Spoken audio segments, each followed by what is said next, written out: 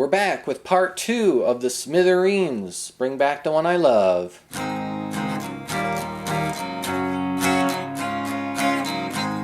Okay, here we go. We're going to get into the first verse where he starts singing, "My girl." And you have the first verse with just chord strumming on a basic acoustic guitar type sound. He plays it on electric guitar, but you click off the distortion and just use your basic clean sound. Okay, there's a couple tricks here. I know it's basic chords, but there's a couple things that you definitely need to watch me do in order to get exactly like the CD. Okay, let's close in on the fingers. Okay, first thing you're going to do is we're going to play a basic A chord. So play 1, 2, 3. Basic A chord. Just like that. And essentially you got to play the basic A like this in order to sound like the CD.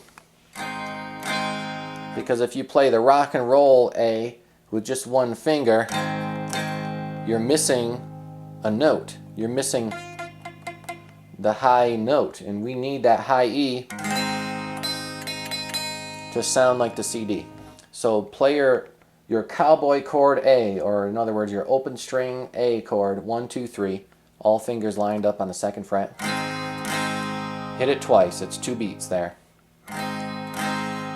Okay, then the next thing you do is you play an E chord. Okay, but remember, we're in this drop D tuning. So if you finger a standard E chord like this, 1, 2, 3, you're going to be disappointed that it sounds so terrible. Because remember, the low string is in a different tuning. So if you want the sound of your standard E, you're going to have to cover 2nd fret on the low string as well in order to get the note that you want. Uh-oh. That means 2nd fret, 2nd fret, 2nd fret. Oh man, I'm out of fingers. This seems like a tough chord. Okay, so here's what I'm going to do. What I'm going to do is I'm going to put finger 1 on the 3rd string. And then what I'm going to do next is I'm going to take my middle finger and I'm going to push down 2 strings at once. I'm going to press down 2nd fret on the low string and 2nd fret on the A string at the same time. So I can cover 2 notes. Of course, you can't really do that so on an acoustic guitar, but on electric the strings are closer together, so it's possible. Okay, then we have one more note to get in there. 2nd fret on the 4th string. Okay, so the tab is going to say 2, 2, 2, 1, 0, 0. This is an E chord played the standard way in this tuning. You're going to get the sound of your basic E chord. It's kind of a mishmash of fingers, but that's how you get that standard E. Okay, and it looks like this. Finger 1, finger 2 covers 2 notes, finger 3 squeezes in there. There it is.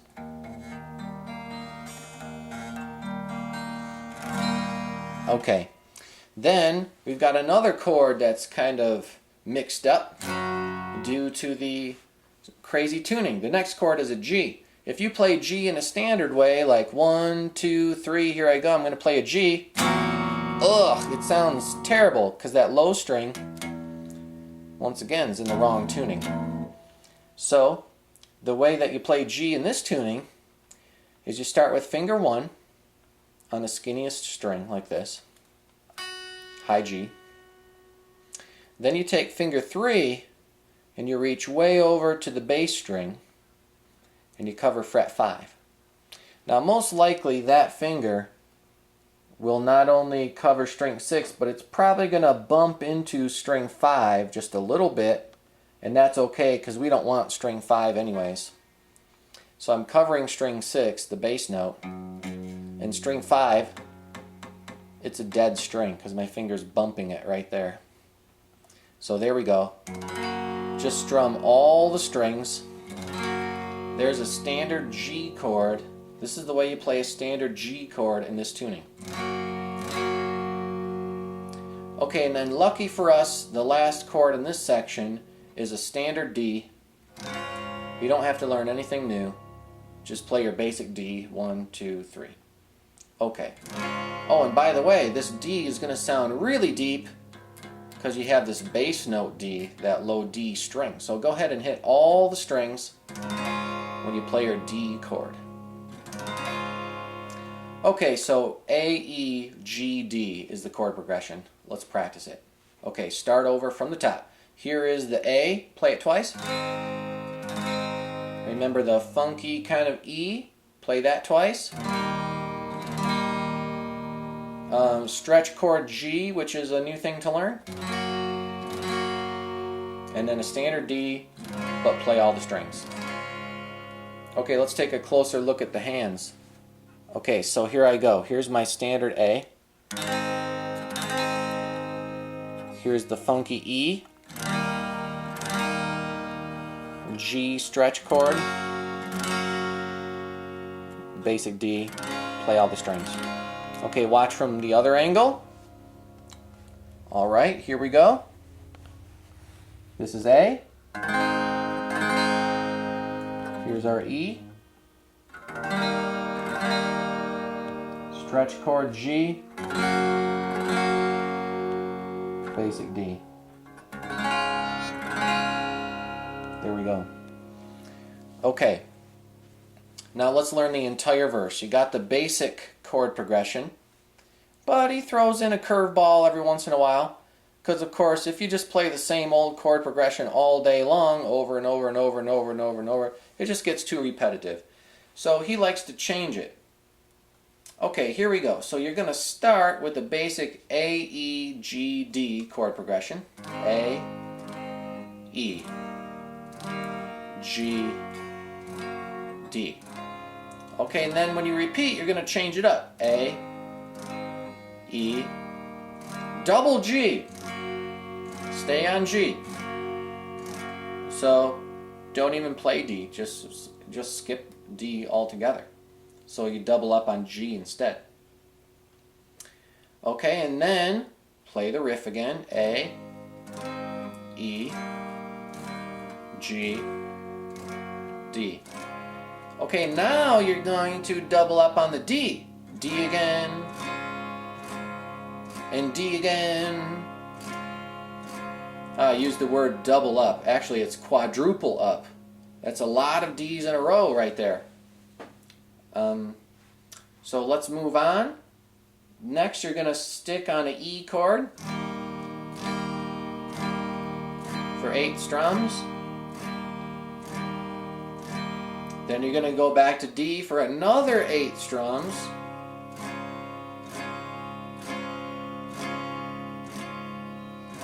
And we're not done yet. E, 4 strums. G twice. D twice. Okay, wow, what a long chord progression that is. Okay, let's do the whole thing. Here we go. 1, 2, 3, 4. A, E, G, D. A, E, G, G, A, E, G, D. D again. D again. E. E again. D. D again. E. G. D. That's the whole verse. Okay, I played it a little bit slower than normal and shouted out the chords. Now let's do it one more time. This time though, I'm not going to shout out the chords and I'm not going to play so slow. I'm going to take it up to speed. Here goes the whole verse. Play with me. 1, 2, 3, 4.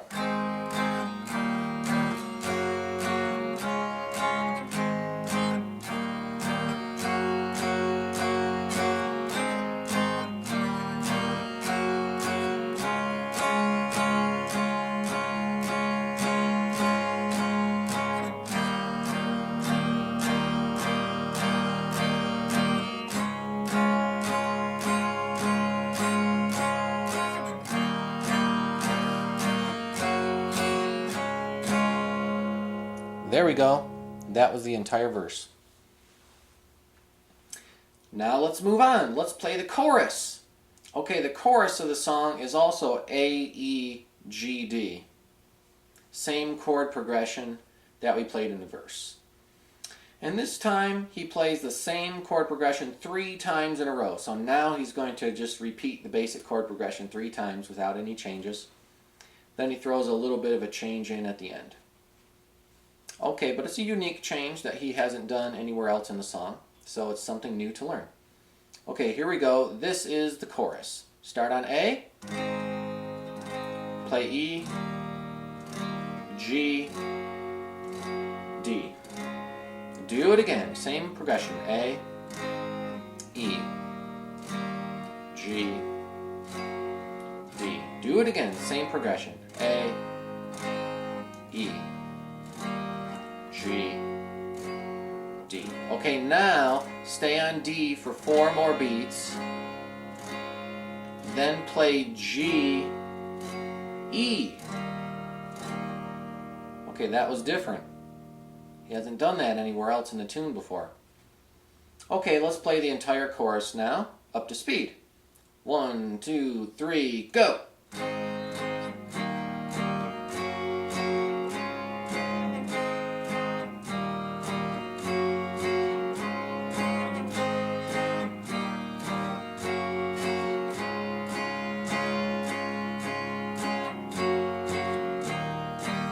There we go. Okay, now let's talk about a couple subtleties in there. If you're getting a sound that you don't like on the A chord, it could be because you may be accidentally playing the low note when you strum A. Okay, when you play an A chord, that low D string, it's a wrong note. You don't want that note. You want every note except for that one. You want to play 5 strings, but not the low string. So this is an important thing on the A chord. Well, this song is in a key of A, so A has to be a perfectly clear sound. It can't be muddied by wrong notes. So you have to play a very clear A chord. Okay, and there's a couple ways to stop that low string from creeping in there. And one of the ways that you see a lot of rock players do is they'll take their thumb and they'll put it on top of the fretboard, and it just leans over just enough to bump into that low string, so that when you strum, you can actually hit that low string, but no one will hear it. So you kill that low string, and so you can strum like crazy. You can strum like a madman, and you don't have to play carefully. There's no worries that you're going to get an extra wrong note there. So a lot of rock players love this because they don't have to play carefully. They can just go wild on the strings, and no worries on the low note. Okay, I'm not a frequent thumb user though. I actually do it this way. I take my wrist and I rest it on the top of the guitar. So try this. Rest your wrist up here in the upper part of the guitar. And then slowly make your hand go down toward the floor until it just barely bumps into the pickup and just barely bumps into that low string. Okay, so that low string, there we go. Got that low string deadened. So if my pick were to hit that low string, it can't make any music. The other strings though, they all ring out, but that low string is completely dead. Okay, so I can play an A chord and I can just use my pick and hit all the strings, and I don't have to worry about that low note because my hand is on it. Oh, okay, of course you have to move that out of the way when you strum the rest of the chords, because when you get to E, you play all the strings. When you play G, play all the strings. When you play D, play all the strings. So this is only useful on an A chord. Okay, now some players like to do both. So you could put your thumb right here, and you could put your wrist right here. Then you have a double guarantee that that low string isn't going to ring out. Okay, there's nothing that sounds worse than this. Ugh, yuck. Don't play the low string on an A chord. Of course, you could just be very careful not to strum it. You could just put your pick right here and say, okay, I'm not going to hit the low string. Okay, I'm going to not hit the low string. I'm going to strum carefully. I'm going to miss it. Okay, but if you're up on stage trying to rock and roll and you're trying to play carefully, those two things don't really go well. In fact, this is kind of a chord bashing tune. You should bash the chords.